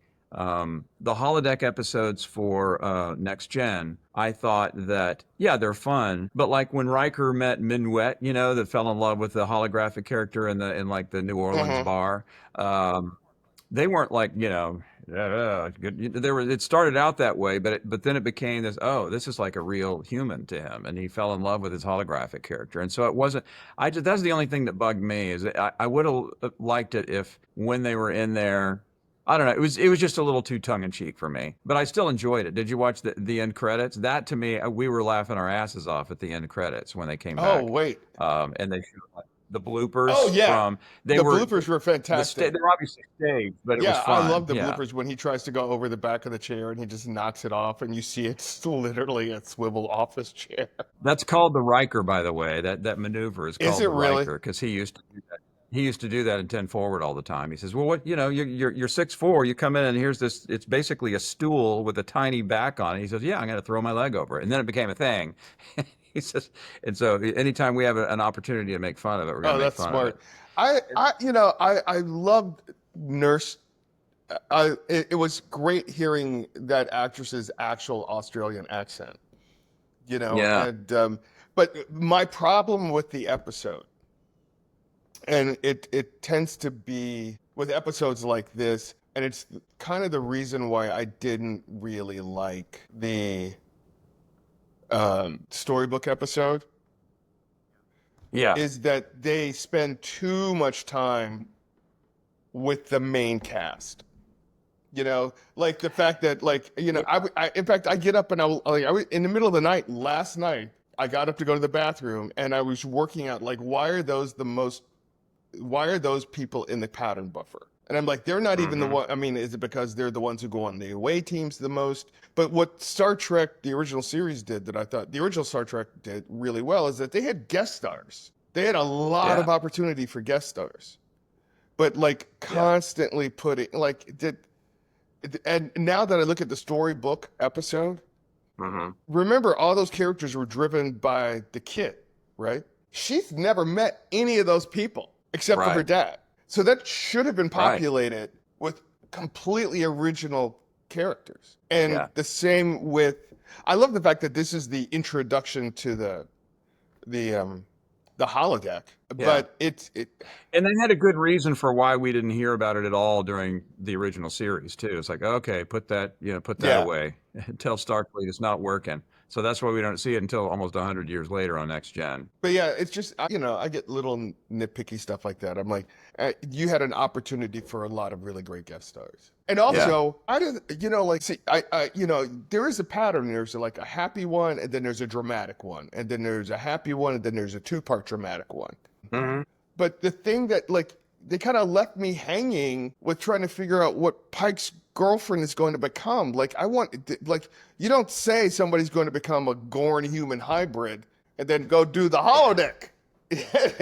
We talked about that. We talked about what you just said too, Elisa and I, about too, what you said, why were all of the characters our main cast? Why didn't you have, you could have had guest stars that would be characters we've never met that are on the Right. Enterprise, and then they see them in the halls like, hey, yeah, so that bugged me. Again, I love that they're trying new things. I love that they're experimenting, and there were things about the episode I like, and I really do like Paul Wesley. I just like I'd said, I just feel like this is Pike's show. We've got a lot of Kirk out there. Why? It'd be kind of nice that when we saw Kirk, it would be like, oh, hey, there's Kirk. Yeah, why was he and even now there? it's right. Yeah, we see him all the time. But I did love his take on Shatner. His Shatner impression was fun. I thought he really did a good job. It's funny because after that episode and watching Spock, I went back and I watched what was it? All Our Yesterdays? Is that the one where they? Yes. And then I watched is it the very last original one where they do the body transforming thing and the last one and that aired. Shatner Yep. has to be a woman being a man, and he, Yeah. and it was interesting. Okay, so two things real quick. Watch when Uhura does that thing in the last Strange New Worlds where she breaks down what Star Trek means to people, like what the show really means to people, and when I was a kid, I was just watching it because it was fucking magical. It never really registered that this was a way to break down American society and give people hope and show people in places like that. Kids don't think about that stuff. But then going back and watching like that body transference episode and like what it means to be a woman and how much she hates being a woman in a man's world and yada, yada, yada. I was like, oh, that's really interesting. William Shatner is a ham-handed actor. He is so horrible in that last episode. I'm not sure he didn't get the show canceled. All of that stuff he's doing when he, and what was great for me was watching that guy's Shatner impression. And it really was kind of spot on, like the way he breaks up lines and he just takes himself so seriously in that show. Yeah. I saw an interview with Paul Wesley and they asked him about that. He says, well, he says it's an iconic character played by an iconic actor. And that was part of the question. Do I do a Shatner impression or do I make it my own? And he said, since I am recurring, he said that I wanted to start as a certain person, as Lieutenant Kirk, as we first meet him. And then as time goes on in the show, to maybe start to have a few more nods to Shatner as he becomes more comfortable in his role of leadership and eventually Kirk. And so I like him as an actor. It's just that I think the choice to have him show up as often as he does is a little distracting to me because these are the Pike adventures, right? So, and I kind of feel the same way too. Even though I love the actor who plays Scotty, it's like, okay, well, we already have Pike and Number One and Spock. And who else? There's other original characters. Who am I forgetting that we've met also? George, Chapel's fiance, who's gonna go nuts. Yeah, Dr. Corby. We've met right. Dr. Corby. We haven't met Bones yet. Who else have we met? Right. Trelane. I thought that was brilliant. I love that. Q, because Q is Trelane's dad. April. Met a couple people. Yeah, but I guess again, I like the Scotty actor. It's just the choice of do we need to see all of these characters? Maybe I'm just being too much of a Trekkie, but because I love the actor and I love that they hired a guy who's actually Scottish and I think he's fun and funny too. Well, see, here's the thing. I want more Carol time. The new chief engineer, and I know that they were in the science lab, but I hope it's because they didn't get rid of that set and it's not too expensive because of that that screen that they use for the engine room. That is my favorite set. And I felt like they did something to Spock's stateroom that I'm not nuts about. It felt like they de-Spocked it. It looked a little uncluttered. Like there was less stuff in it. But you know who's got the best stateroom to me? Leon. Who? I love her stateroom. Oh yeah, we saw it really in the musical Yeah. episode, and I don't know if we saw it any Yeah, other well, when she time. goes back after the time travel episode, which was a really great episode. So let me ask you something. So if you look at the musical episode and the time travel, they both kind of get up in the time travel, they both kind of get up and go to the bathroom and they kind of check on each other. But in the musical episode, it felt like it looked like they slept together. So what do you think? Did they or didn't they? Yeah, I think they probably did. I think they Yeah. probably did. In the time travel Yeah, episode, exactly. you mean? Yeah. Yeah, I think so. But as I recall, she's the only one who remembers that, right? And she's told him about it, but he doesn't. He's not aware of it. Is that right? No, he wasn't aware till she actually sat down and told him, because remember, she tries to ask him out and he goes, I'm kind of seeing this woman named Carol. Yeah, that was And a I'm good like, tip. I remember when you used to look like Elvis. The Yeah, hair. I remember that black hair with those long sideburns. You talk like this all the time. All right, are you ready for the lightning round? Let's go. So I know the answer, but I got to ask: Star Wars or Star Trek? Star Trek. Of course. Okay, I'm going to change this one. Best restaurant in New Orleans. Ooh, Herb Saint. Okay. All right. Absolutely. I want to hear more about it. What's a memorable opening line for a date? For a date? To get a date or on the date? I'm going to leave that in your corner, and you can describe to me whether it's coming from you or the other person. So what is a memorable opening line for a date? Oh, Rusty, November 5th, 1986. Wow. Like, I walked into a restaurant to meet him, and he was sitting by a fireplace. He had a white polo sweatshirt on with a red. And I walked, he was looking down into his drink, and he looked up at me and he went, wow. That's good stuff. That's good. That's a great one. Okay. What music artist is the most popular on your playlist? Katie Lang. Okay. All right. Most perfect voice ever. What's your earliest memory? Being potty trained. So I have two, and I don't know which one's first. I remember, because we always had a lot of TVs in the house, little portable TVs. And I remember being on the pot in the kitchen while my mom's cooking, and the TV is playing Hercules. Please, hero of ancient glory, Hercules. Right. I remember that, and I remember a picnic, and I must have been a toddler. I was a toddler for both of these, and I don't know which one's first. I remember there was a field, there was a park near the house, and we were on a picnic. And I had taken all of my clothes off, and I was running around, and I had been fully dressed, but I remember my mom's peacock blue and black linen dress and her reaching for me, and I'm running around naked. Wow. That's a good one. Your favorite movie that most people you talk to have never seen before? Only Lovers Left Alive. Okay. Tilda Swinton and Tom, who plays Loki? Loki. Oh, yeah. Tom Hiddleston. It's a domestic comedy about vampires who've been married for 900 years. Okay. It's brilliant. That's awesome. Brilliant. Never heard of that. I'm going to look it up. Yeah, it's my number one favorite movie. The conversation about breakfast alone, about getting up to have breakfast, is fantastic. Have you ever seen The Idolmaker? No. Okay. Who's that? I want to hear what you think of. Ray Sharkey is in it. Also, like a teenage Peter Gallagher. Ooh, okay. It's based on the person who supposedly discovered and developed Fabian, and I think Frankie Valli. Okay. If you had a chance to travel anywhere on the planet tomorrow, where would you go? Bali. I've always wanted to see Bali. I've always wanted to see the South Pacific, and I have only been to Hawaii. But I really want to understand that. Now, if it were time travel, that'd be a question. Yes. Where would you go, forward or backwards with time travel? That's a really great question. I know my number one thing would be to go back. I would love to go back to Rome during the rise of Julius Caesar. Okay. I would give anything to see that. Least favorite job and why? That I've ever had. Yes. Like job. I worked for UPN. Okay. And I worked for the only screamer I've ever worked for. I worked for a guy who was so... and it's the only time I've ever been fired. And he was a screamer. And I wouldn't put up with it. Yeah. And I hated it.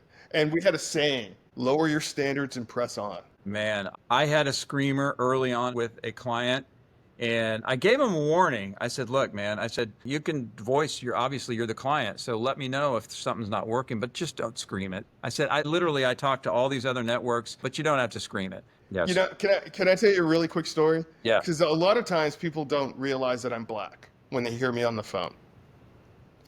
And I was working for and client had never seen me. And they would send me the tapes to my house, and I would give them paper edits. Yeah. For those who don't know, it's like you watch the whole thing, you make time code, you write the script, you go plug this shot here, this shot here, this shot here, here's the time code, yada, yada, yada. So I never went into an edit.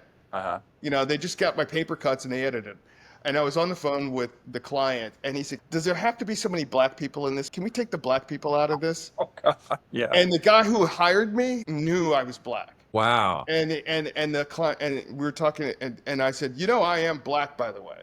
And that guy backpedaled like a motherfucker. It was crazy. That was the second worst client. What do you have coming up next? What's the next thing that we can watch for from Doug Spearman? I don't know, to be perfectly honest with you. I really don't know. I mean, I just did a play that was magnificent. I did for Louisiana Shakespeare Tulane. I did Moliere's Imaginary Invalid, which is literally the best part I've ever had in the best show I've ever done, with the best cast I've ever worked with, and the best work I've ever done, and best play I've ever been in. Wow. And I wanted to take July off just to try to figure it out. I mean, I have a couple shorts that I would love to shoot. Yeah. I've got a pilot that I've got some writing I need to get done. I don't know, Jimmy. I have no idea what's going to happen next. And that's actually kind of the beautiful thing about being where I'm at right now.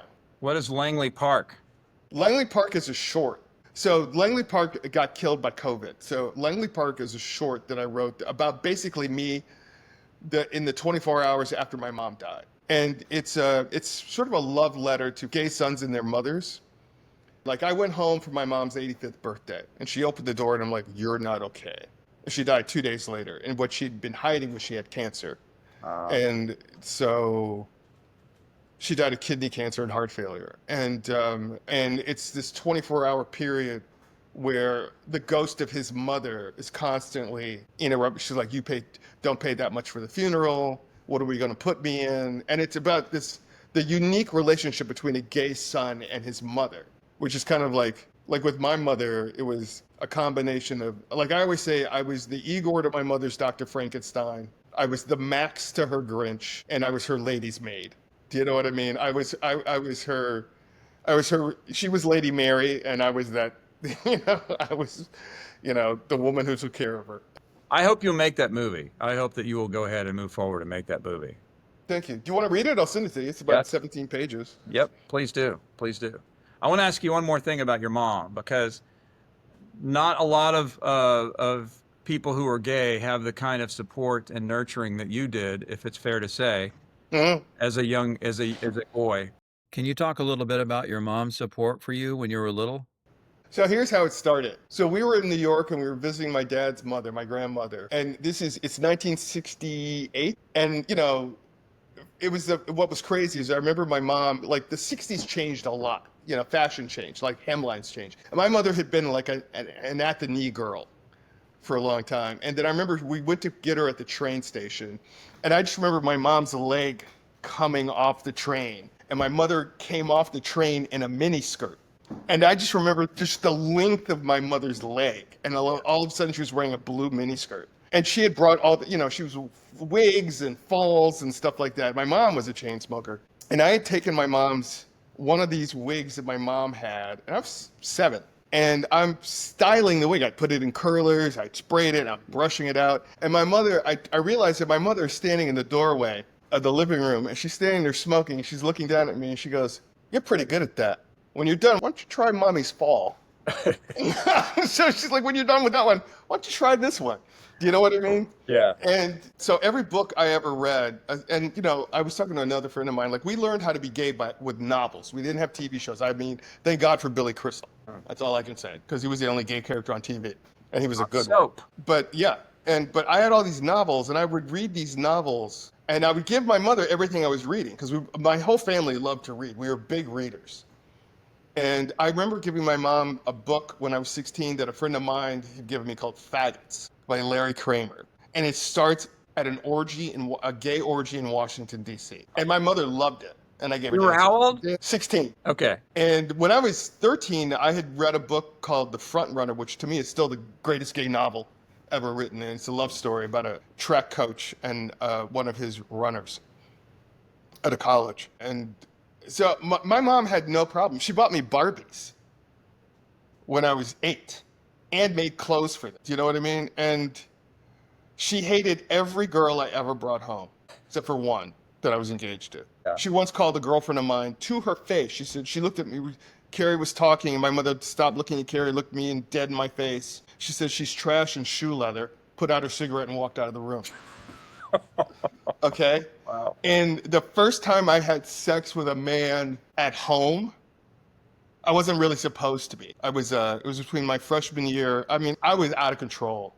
I was a lot leaner. I had a really good body, and I was 18. And we had a hot gardener. We had a really hot gardener.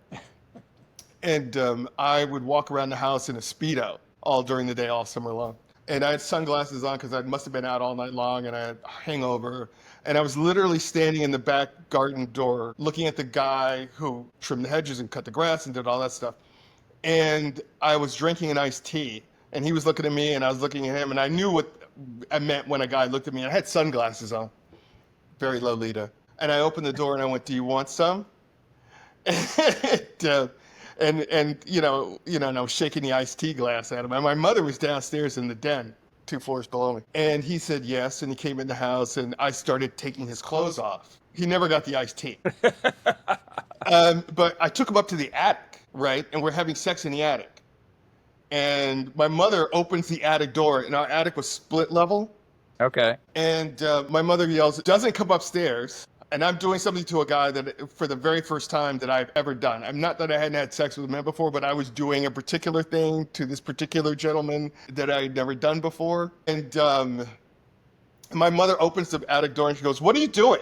And I just yelled, "Nothing," while not stopping doing what I was doing. And she said, "Well, when you're done, come downstairs."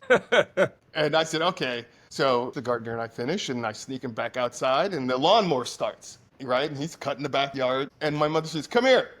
And I go downstairs, and she's just standing there by the washing machine, and she hands me his belt, which I had pulled out of his pants and dropped somewhere in the living room. And she looks at me, and this is quintessential Dora. She says, "Honey, don't sleep with the help." It was amazing. She was amazing. Yeah. She loved it. And after my dad died, my dad died Christmas night. So Christmas was kind of after that. Yeah. And he died on the 25th. His funeral was the 28th. And I was taking the tree down because there was none of us really felt like having a Christmas tree. And I was taking it down, and I remember I was sitting on the floor and I was boxing ornaments. And she said, "Did you ever notice I talk to you like a sister?" And I sat back and I went, "Fuck, Mom, you couldn't say a brother. You couldn't say a friend. Did you have to say sister?" And I think that's the way she looked at me, like a little sister. Doug Spearman, my friend of 35 years and beyond, I thank you for this amazing interview today. And we have much more to discuss, but I'm sure we'll do that again if you're up for it. Let's do it again. We'll do nothing but Star Trek for one of these,